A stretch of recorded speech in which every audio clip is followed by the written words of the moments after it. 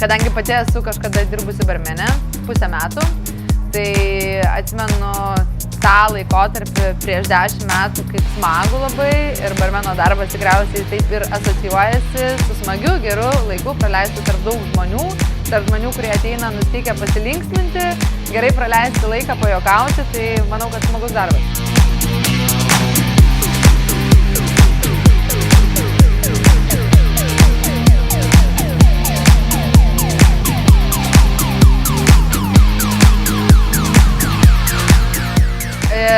Yra toks vienas barmenas, aš dabar, ar tik ne Zujus? Nedirba Zujus pas jūs?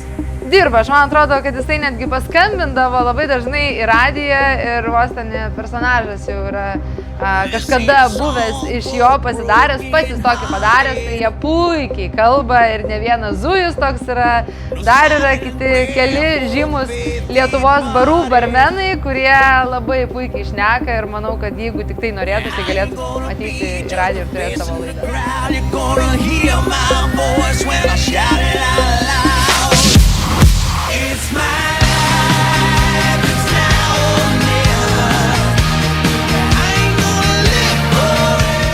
Aš iš tikrųjų neįsivaizduoju, per tiek laiko tai buvo padaryta, bet man neskamba, kad tai yra labai pavojingai, tai nežinau. Priklausys gal, žinot, kai būna dienos, kai žmonėm gal labiau norisi tų kokteilių daugiau, būna dienos, kai jų norisi mažiau, tai jeigu šiandien jiem tikrai norėsis daugiau kokteilių, tai aš padarysiu 112, aš žinau, kad 120, tai 112.